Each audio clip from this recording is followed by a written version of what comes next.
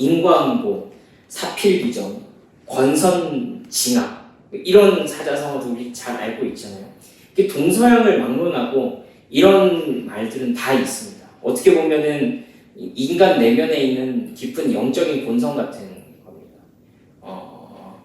악한 사람은 벌을 받고 착한 일을 한 사람은 복을 받는 이 당연한 세상의 이치, 뿌린 대로 거두고 심은 대로 거두는 그 이 당연한 이치가 모든 사람들의 본성 속에 그것을 추구하는 추구가 있습니다.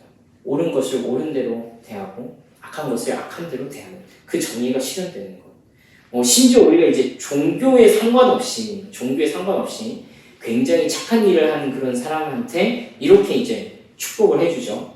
야, 너 그렇게 착하게 했으니까 잘 될 거야. 야, 너 같은 애들은 진짜 분명히 잘 될 거야. 라고 축복해 줍니다. 우리 유튜브 같은 데도 보면은 이렇게 막 선행 뭐 이렇게 있는 그런 컨텐츠 보면은 그 밑에 사람들이 이렇게 선댓글 막 이렇게 달아주면서 야, 이렇게 착한 사람이 잘 돼야 되는데 하는 것들을 막 글로 써주죠. 그게 왜 그렇습니까? 누구한테 배워서 그렇습니까? 사실 누구한테 배우지 않아도 우리가 어릴 때부터 이게 당연하게 본성적으로 체득합니다. 착한 일을 하면 복을 받고 나쁜 일을 하면 벌을 받는다. 뿐만 아니라 우리가 착한 일을 했을 때 뿐만 아니라 우리가 뭔가 살다가 일이 잘못되거나 예상치 못한 문제가 생겼을 때, 예를 들자면 갑자기 내 삶에 우환이 찾아왔어. 갑자기 내가 어떤 질병에 걸렸어. 갑자기 내가 돈을 날렸어. 뭔가 사기를 당했어. 이렇게 되면 우리 뭐라고 생각하죠? 뭔가 이거 나 벌 받은 거 아니야? 계속 막 내가 착한 일 했던 게 뭐가 있었나? 내가 나쁜 짓, 내가 실수한 건 뭐였나? 이걸 찾게 됩니다. 그러면서 괜히 이게 내가 좀 오늘 누구한테 화냈는데 화낸 것 때문에 일이 잘못된 것 같고 오늘 내가 뭔가 좀 꺼림직한 그런 일을 했는데 그것 때문에 일이 안 풀리는 것 같고 하나님께 벌 받은 것 같고 그런 느낌을 우리가 받곤 합니다. 이런 본성이 우리 모두에 있다는 거죠. 근데 이것을 우리 자신에게만 하는 것이 아니라 타인에게도 이런 본성을, 이런 잣대를 들이대어가지고 우리가 어떤 표면적으로 일어나는 그런 사건들을 보고서 우리가 판단하기도 하죠. 예를 들자면은 예전에 인도네시아에 대지진이 일어났다거나 일본에 대지진이 일어나서 많은 사람들이 피해를 입고 그랬을 때 일부 사람들이 이런 표현을 썼었죠. 죄를 많이 지어서 그래. 우상 숭배해서 그래. 저 나라는 미신이 많아서 하나님이 벌하신 거야. 이런 류의 말을 서슴지 않고 그렇게 했습니다. 사실 그렇게 거대한 사건이 아니더라도요. 우리 주변에서 이런 사람들 있죠. 오지랖 넓은 사람들 있잖아요. 호사가들. 그런 사람들이 무슨 집에 무슨 일이 있다고 그래서 그런 거야. 너무 자기는 다 아는 것처럼 그걸 잘못해서 그런 거라고. 뭔가 그 집에 내가 그럴 줄 알았다면서. 그런 거 우리 한 번쯤은 다 들어봤을 것입니다. 굉장히 스트레스죠. 이런 식으로 막 수근수근거리고 사실 어떤 점에서는 가족 안에서도 이런 거 있죠. 그렇죠?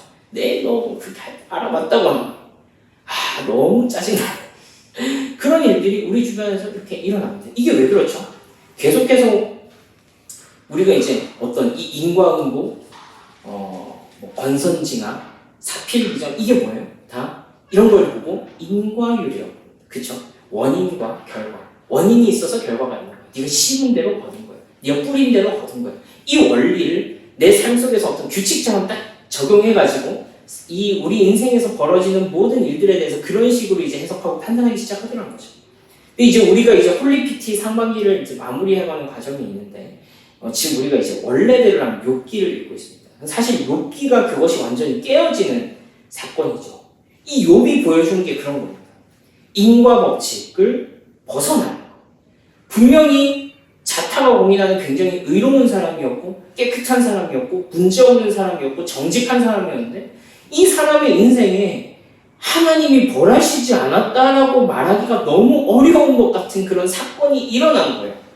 거기에 대해서 친구들은 계속해서 뭐라고 해요? 야, 네가 깨끗해봐야 얼마나 깨끗하겠어. 네가 깨끗하다고 하지만 네가 뭔가 문제가 있으니까 이런 일이 생긴 거 아니야? 라고 물어보는 거예요. 근데 욥은 너무 억울하죠. 아니야, 근데 진짜 아니라고. 내가 진짜 죽는 한이 있어도 끝까지 내가 이 억울함을 변호하고 내가 죽겠다. 하나님은 아신다. 내가 내 이 육체의 껍데기 밖에서라도 하나님께서 나를 의롭다고 증언해 주시길 바란다. 이러면서 실제로 우리 인생 가운데 벌어지는 많은 일들이 이 인과의 법칙 밖에서 일어나는, 내가 나쁜 짓을 하지 않았는데 내 삶에 잘못된 일이 일어나고, 오늘 우리가 전도서에서 읽은 그 말씀에 따르면 악한 자에게 마치 의인들이 받아야 할 보상이 돌아가는 것 같은, 하나님께서 계시지 않는 것 같은 그런 상황이 우리 인생 가운데서 많이 일어난다는 거예요. 욥이 느끼는 허무와 허탈감, 도저히 이유를 찾을 수 없는 그런 불행이 우리의 인생 가운데도 때때로 찾아오기도 한다는 것입니다. 그게 우리의 현실이라는 거죠. 그러니까 오늘 우리의 전도서의 기록자도, 전도자도 그런 것을 표현한 것이죠. 우리 14절 말씀만 함께 한번 읽어볼까요? 시작. 이 세상에서 헛된 일이 벌어지고 있다. 악한 사람이 받아야 할 벌을 의인이 받는가 하면 의인이 받아야 할 보상을 악인이 받는다. 이것을 보고 나 어찌 헛되다고 말하지 않을 수 있느냐. 그렇습니다. 뭔가 고장난 것 같은 세상, 잘못 작동하고 있는 것 같은 그런 현실이 있다라는 겁니다. 진짜 우리는 뭔가 그들이 죄를 지어서 잘못됐다고 말할 수 있습니까? 혹은 잘된 사람들, 굉장히 이렇게 막 재산을 많이 모은 그 사람들을 보고 진짜 저 사람이 복을 받아서 저렇게 되었다라고 말할 수 있냐는 말입니다. 우리가 인과의 법칙, 원인과 결과로만 이 세상을 이해하기 시작하면 우리는 이 허무의 굴레를 절대로 벗어나지 못합니다. 우리가 이 인과율 속에서 세상을 바라보기 시작하면요, 우리는 아마 조금 예민하신 분이라면 견딜 수 없는 그런 답답한, 어떤 이 신앙에 대해서 배워갈수록 더 답답함을 느끼게 마련일 것입니다. 도대체 선악을 판단하시는 하나님은 어디 계신가? 하나님 착한 일을 하면 복을 받고 나쁜 일을 하면 벌을 받는다면서요. 그런데 하나님께서 말씀하셨던 그 말씀은 다 어디로 갔습니까? 하나님 거짓말 하신 것입니까? 어떻게 된 것입니까? 라고 하는 그 질문을 던지지 않을 수 없다는 것입니다. 사실 이제 이것으로서 우리가 배우게 되는 몇 가지 교훈이 있습니다. 우리가 오늘 이 말씀을 통해서 하나님이 우리에게 무엇을 교훈하시는지, 또 이 허무해 보이는 세상 속에서 우리가 어떻게 허무하지 않은 그 영원한 가치를 붙들고 살아갈 수 있는지 그 사실을 함께 살펴보면 좋겠습니다. 우리가 첫 번째로 이 말씀 가운데서 배우게 되는 교훈은요, 우리가 타인과 또 나 자신에 대한 평가를 멈춰야 한다는 것입니다. 외면적으로 보이는 그 어떤 현상, 그 사람의 외형, 그 사람의 재산, 그 사람의 지위, 사회적인 존경 받는 정도, 그 사람이 성취한 그런 것을 가지고, 혹은 그것이 나의 모습이라고 할지라도 내가 이뤄놓은 것, 내가 가진 것, 내가 성취한 것, 내가 도달한 어떤 영적이고 지적인 수준, 이 모든 것을 다 합쳐서 그것을 통해서 내가 정당하다라고 평가하는 것을 멈춰야 된다는 것입니다. 우리는 자주 그렇게 하죠. 보통 그렇게 하죠. 일반적으로 그렇게 합니다. 사실 이런 일이 가장 자주 일어나는 곳이 어디냐면 바로 사실은 교회예요. 왜냐하면 율법이 그것을 말해주고 있기 때문입니다.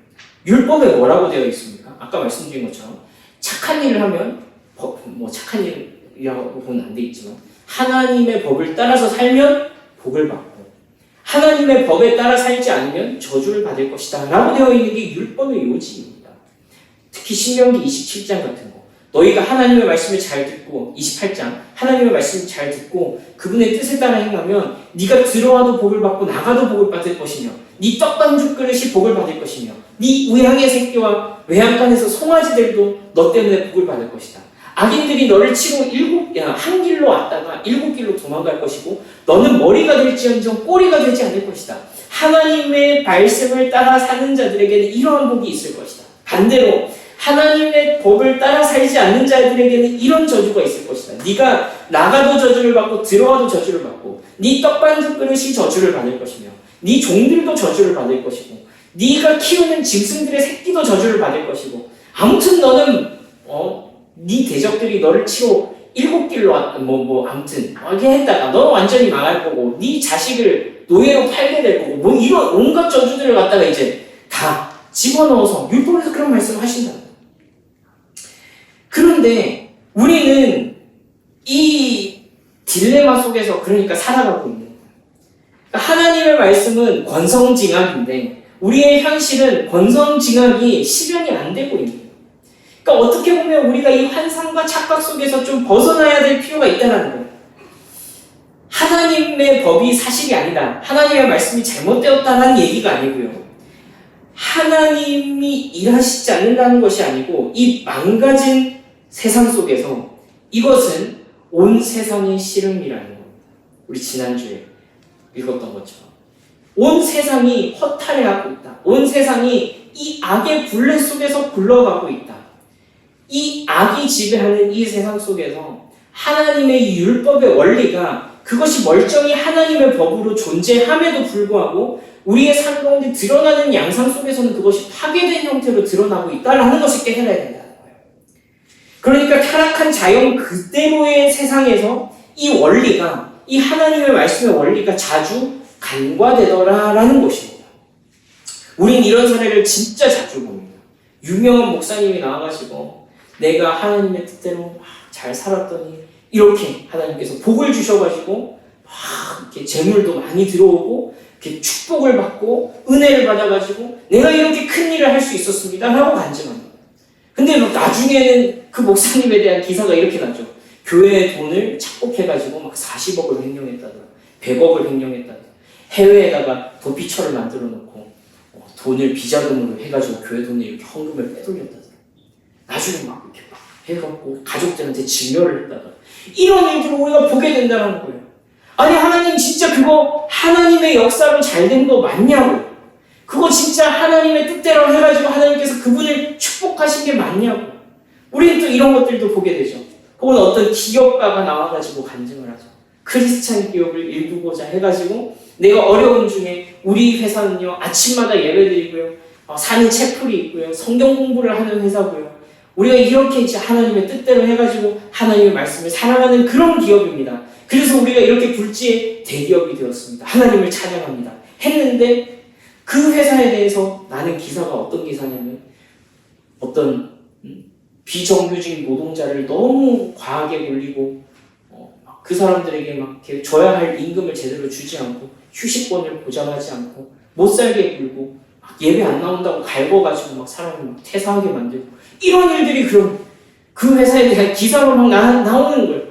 하나님 이거 진짜 맞냐고요? 하나님 진짜 이게 이런 거 맞냐고요? 하나님 헷갈립니다. 뭐가 맞는지 모르겠습니다. 진짜로 이게 하나님의 역사로 이렇게 된 것인지 뭔지 나는 도저히 알 수가 없습니다. 이런 일들을 우리가 보게 되는 거죠. 사실 이런 이야기들의 본질이 무엇입니까? 이런 이야기들을 들으면서 우리가 꿈꾸게 되는 게 무엇입니까? 그러면서 기도하게 되는 것이 무엇입니까? 주님, 나도 하나님의 뜻대로 살아서 하나님께서 나에게 복을 주시면 좋겠습니다. 내 재물을 많게 해주시면 좋겠습니다. 내가 더 높은 자리에 올라갈 수 있게 해주시면 좋겠습니다. 하나님, 내가 하나님의 뜻대로 잘 살아드릴 테니까 하나님 나한테 그런 복을 주세요 라는 생각이 거기에 깔려있는 것이죠. 하나님을 상대로 계약질하는 것입니다. 하나님을 상대로 딜을 하고 있는 것입니다. 사실은 그 가운데 누구의 욕망이 작용하고 있는 거예요? 바로 내 욕망이 신앙이라는 이름에 투영되어서 거기에 작동하고 있는 것입니다. 그러니까 사실은 이 신명기적인 율법적인 인과율로 따지자면 뭐라고 평가하기가 어려운 거예요. 그런데 여기다가 이제 갖다 대기가 좋잖아요. 결과적으로 부자가 되었습니다. 결과적으로 부자가 됐어요. 결과적으로 잘 됐어요. 그러고서 내가 성취한 것들로 다시 거슬러 올라가 보니까 내가 하나님 말씀을 잘 듣는다. 내가 하나님에게 순종을 했으니까 내가 복을 받은 거네 라고 생각하게 된다고. 그것이 나의 어떤 무언가 하나님 앞에 뭔가 이렇게 해드려서 그분께로부터 받았다라는 그 인과율로서 나에게 적용한다. 반대로 봤을 때 이런 사람도 저는 정말 많이 봤습니다. 정직하게 살았어요. 하나님의 뜻대로 살기 위해서 많은 기회들을 그냥 흘려보냈습니다. 그 기회들을 다 흘러보내고 나니까 그 사람이 가진 것은 별로 없죠. 사회적으로 성취한 것도 그렇게 대단하지 않을 수 있습니다. 어떻게 보면 남들보다 못한 삶인 것처럼 보이기도 합니다. 그런데 그 사람의 삶이 외형적으로 봤을 때 막 떵떵거리면서 부자가 되어가지고 잘 사는 사람이 아니란 말이에요. 근데 그 사람에게다가 갖다 대가지고 이 율법적인 인과율을 갖다 대가지고 그 사람이 진짜로 하나님의 뜻대로 살지 않았냐? 그게 아니거든요. 훨씬 정직했고 훨씬 하나님 앞에서 살고자 노력했고 그랬다고요. 그런데 그렇지 않은 삶을 사는 사람들도 너무나도 많더라는 거예요. 그러니까 우리가 이것을 통해서 무엇을 확인해야 됩니까? 하나님 나라의 원리, 이 세상, 그 사이에 어떤 그 간극이 있다라는 것, 우리는 인정하고 들어가야 된다라는 거예요. 이 간극을 그냥 대충 신앙이라는 이름으로, 내가 이해되지 않지만 믿음이라는 이름으로, 기독교라는 이름으로 그냥 깔아뭉개고 마치 안 보이는 것처럼, 이런 현실이 없는 것처럼, 내 주변에서 이런 일이 일어나지 않는 것처럼 덮고 넘어가서는 안 된다는 말입니다. 실제로 우리의 삶 속에서 벌어지는 현실들이 이런 현실이라는 거예요. 악인들이 오히려 더 잘되고 정직하게 산 사람들이 고난을 받는, 그 사람들의 외형, 그 사람들의 성취, 그 사람들의 재산, 그 사람들이 이룬 것으로는 판단할 수 없는 그 어떤 그 삶의 모양들이 있더라는 것입니다. 하나님의 나라의 원리가 이 세상을 지배하기에는 이 세상은 여전히 죄로 가득합니다.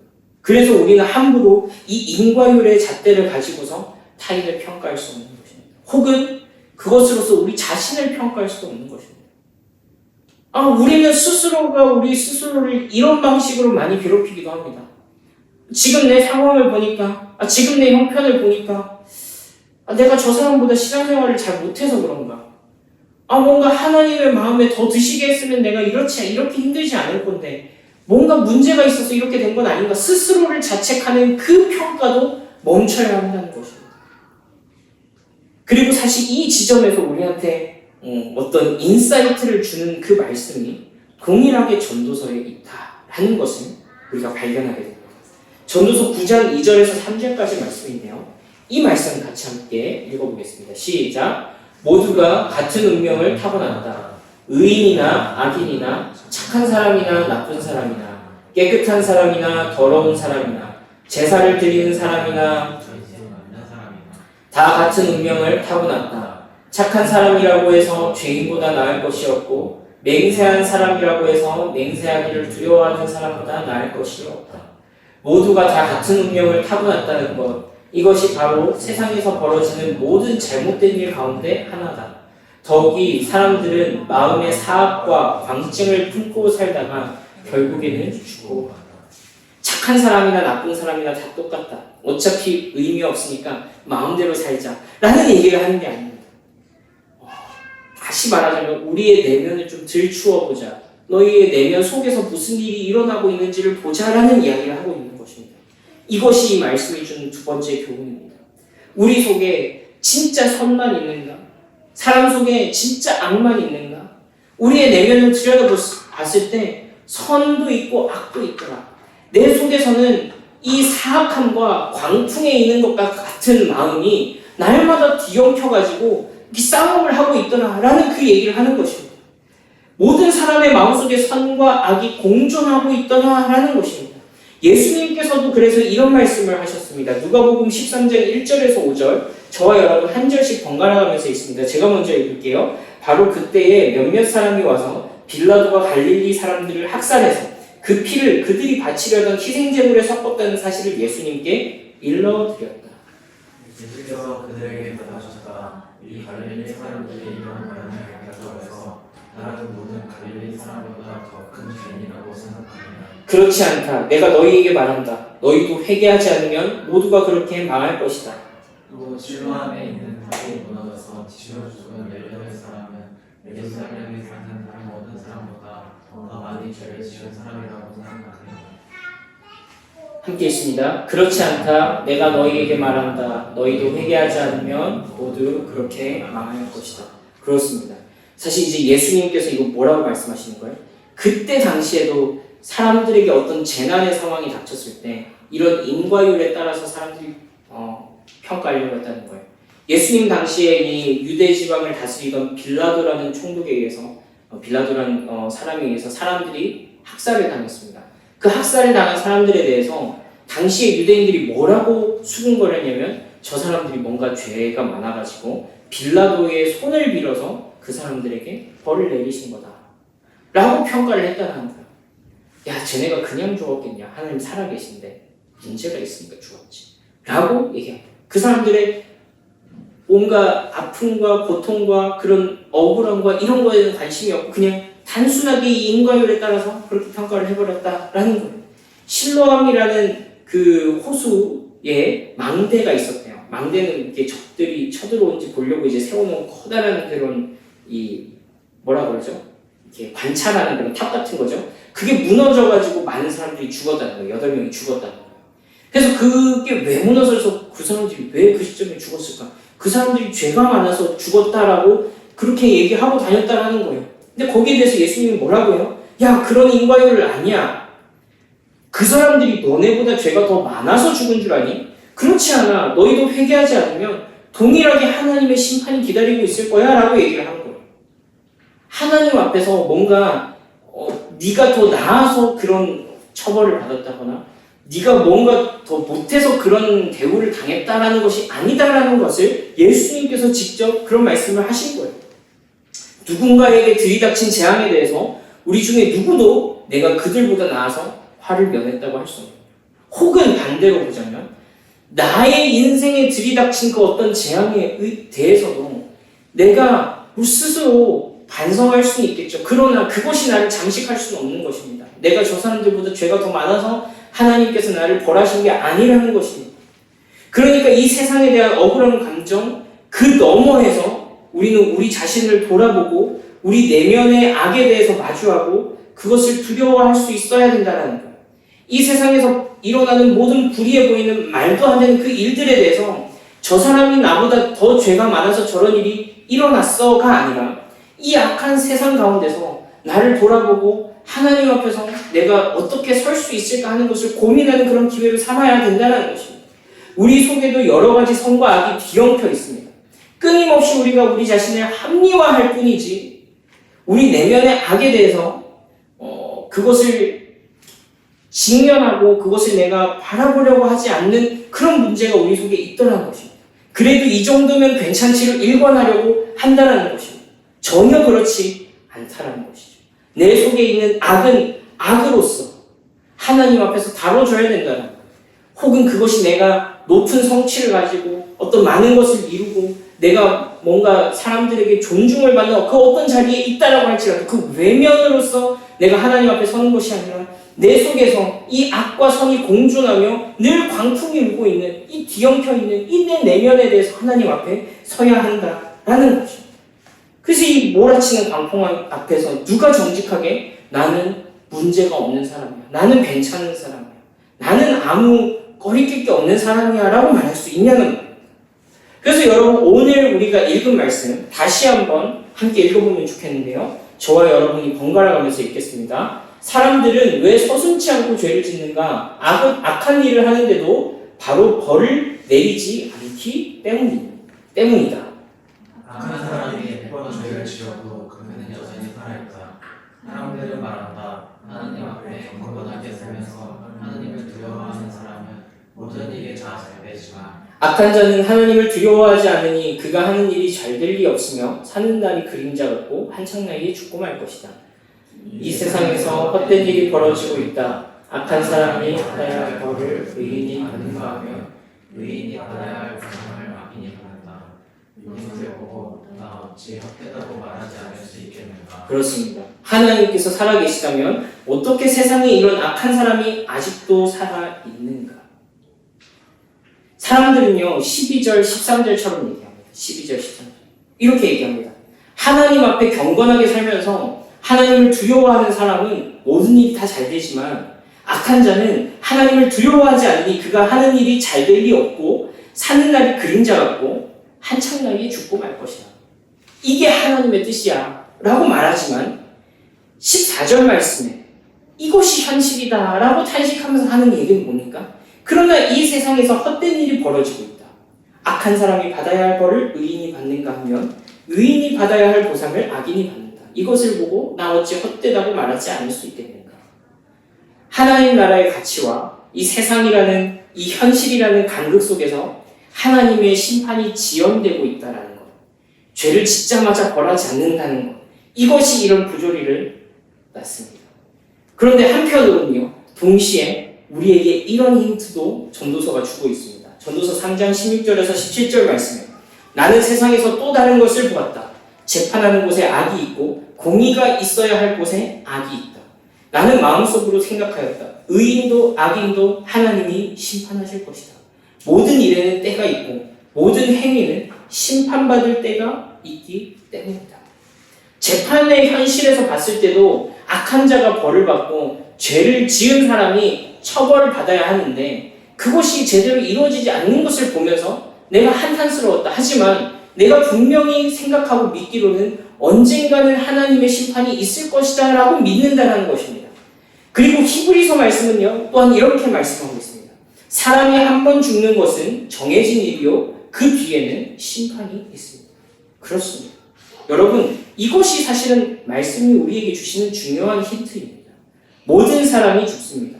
악인도 죽고 의인도 죽고 모든 사람이 하나님 앞에 서게 될 날이 올 것이란 말입니다. 여러분, 이것은요 어쩌면요 모든 것이 다 불공평한 와중에 유일하게 공평한 원리로서 하나님이 우리 인생 가운데 주신 중요한 지혜이면서 진리다라고 할 수 있습니다. 왜냐하면 모든 사람이 이 심판의 날에 서게 될 것이다 라는 이 사실, 모든 사람이 죽음 앞에 나아가게 될 것이다 라는 이 사실은 너무나도 공평하고 평등하게 우리에게 주어지기 때문에 그렇습니다. 우리가 자주 얘기하는 것처럼 설교 때 자주 우리가 여러분들께 소개해드렸던 것처럼 하나님의 나라가 이미 우리 가운데 임했다라고 얘기해요. 예수님을 믿으면서 예수님과 함께 하나님의 나라가, 하나님의 통치 원리가 이 세상 가운데 침투해 들어왔다라고 얘기를 합니다. 그러나 아직 완전히 그것이 이루어진 것은 아닙니다. 그래서 그 간극 속에서 우리는 이렇게 기도하는 것이죠. 주기도문 속에서 아버지의 뜻이 하늘에서와 같이 땅에서도 이루어지게 하소서라고 얘기하는 것입니다. 그러나 이미 이 시작된 하나님의 나라 속에서 이미 임한 하나님의 나라 속에서 우리는 완전히 임하게 된, 완전히 실현된 하나님의 그 정의, 통치 원리, 그 하나님의 뜻이 이 땅 가운데서 이루어지는 그것을 소망하면서 살아갑니다. 그래서 오늘 이 말씀의 교훈은 무엇입니까? 내 눈에 보이는 부조리한 선이 선으로 보상받지 못하고 악이 악으로서 심판받지 못하는 이 현실을 보면서 뭐라고 정리했죠? 첫 번째로 나는 타인에 대해서, 나에 대해서 평가하는 것을 멈춥니다. 그리고 오히려 두 번째 교훈은 무엇이었습니까? 내 내면 속에 이 뒤엉켜 있는 악의 현실, 나조차도 선을 선대로 악을 악대로 갚으시는 그 하나님 앞에 선다면 우리 역시도 설 수 없음을 보라는 것입니다. 돌아보라는 것입니다. 그리고 마지막으로는 무엇입니까? 하나님께서 이 모든 것을 마무리하시고 모든 사람이 공평하게 그 하나님 앞에, 하나님의 심판대 앞에 서게 될 그 날을 기다리고 계신다. 반드시 그 날이 올 것이다 하는 이 세 가지 교훈을 우리에게 주셨죠. 여러분, 그럼 그 와중에서 우리가 믿는다는 것은 무엇입니까? 우리가 기독교 신앙을 가지고 있다는 것, 그것은 무엇을 의미할까요? 우리가 기독교 신앙을 가졌다는 것은 예수님의 죽으심과 부활을 믿는 신앙을 말하는 거죠. 예수님께서 내 죄를 위해서 죽으시고 3일 만에 부활하신 그것을 믿는 것이 기독교 신앙의 핵심입니다. 꾸준히 여러분들께 설명드려왔지만 이 십자가라는 것이 무엇입니까? 단지 어떤 예수님의 사랑의 실천, 예수님의 자비의 어떤 보여주심, 예수님이 우리를 위해서 희생하신 그것을 넘어서 무엇이라고 그랬죠? 하나님께서 이 악이라는 것을 얼마나 처절하게 심판하고 싶어 하시는가? 하나님께서 악을 다루시는 방식은 무엇인가? 온 세상의 죄를 예수 그리스도에게 수렴하셔서 그분을 완전히 처참하게 죽음 가운데 내모심으로써 절대로 악의 문제에 대해서 간과하지 않으시겠다라는 하나님의 강력한 선언입니다. 지연되는 선에 대한 보상과 악에 대한 심판에 대해서 십자가에서 죽으신 예수님을 믿는다라는 것은요, 하나님이 악을 절대로 간과하지 않으시고 때가 되면 반드시 이것을 심판하시겠다라고 하는 그 선언이라고. 그리고 이 선과 악이 뒤엉켜 있는 내 내면, 어쩌면 나도 그 심판의 대상이 될 수밖에 없는, 하나님께서 아주 디테일하게 내가 합리화시키는 내 모습 말고 이 정도면 괜찮지 하는 그 모습 말고 내 삶 속에 내 인생 속에 섞여 들어와 있는 그 하나님의 뜻과는 너무 멀어 보이는 나의 그 현실에 대해서 나조차도 그 심판을 피할 수 없는 그 현실에 대해서 어쩌면 절대로 평안할 수 없는 내 삶이 십자가 안에서 하나님께 받아들여지는 삶으로 변화되었음을 보게 되는 것입니다. 심판자가 계십니다. 심판자가 계십니다. 그러나 이것으로 끝나면요, 절대로 우리는 정직하게 편안할 수 없습니다. 언젠가는 그날이 오면 그 심판이 나에게도 임하게 될 것인데, 그 공정한 심판으로 하나님께서 나도 심판하실 것인데 어떻게 우리가 편안하게 살 수 있겠습니까? 그런데 하나님께서 이미 도래한 그 하나님의 나라 가운데서 지난주에 말씀을 나눈 것처럼 내 행위대로 하나님께서 나를 선택하신 것이 아니라 그 행위 너머에, 그 인과율 너머에 내가 행한 대로 갚으시는 하나님의 이 정의가 아니라 내가 행한 것과는 별개로 하나님께서 사랑으로 나를 선택하시고 나를 하나님의 품 안에 품으셨다는 그 사실, 그것을 넘어서, 인과율을 넘어서 우리를 부르신 그 부르심의 사랑 덕분에 우리가 안심할 수 있는 것이죠. 그래서 오늘 우리가 읽은 그 말씀의 마지막에서 전도자가 이렇게 아주 재밌는 이야기를 합니다. 우리 함께 읽어보겠습니다. 시작. 나는 생을 즐기라고 권하고 싶다. 사람에게 먹고 마시고 즐기는 것보다 더 좋은 것이 세상에 없기 때문이다. 그래야 이 세상에서 일하면서 하나님께 허락받은 한평생을 사는 동안에 언제나 기쁨이 사람과 함께 있습니다. 이거를 이제부터 흥청망청 살아라로 읽으시면 완전 오독한 겁니다. 그렇지 않죠? 여러분, 이 세상에 벌어지는 온갖 부조리한 일들 속에서도 하나님께서 내 삶을 여전히 지속하도록 허락하셨습니다. 이 땅에서 이 어지러운 천태만상을 보고 있노라면 그냥 밥맛도 없고 인생 사는 맛도 없고 재미가 하나도 없죠. 이렇게 해봐야 뭐 하겠습니까? 허무한 세상인데. 이렇게 해봐야 뭐 하겠습니까? 다 지나갈 세상인데. 뭐 하겠냐는 말이에요.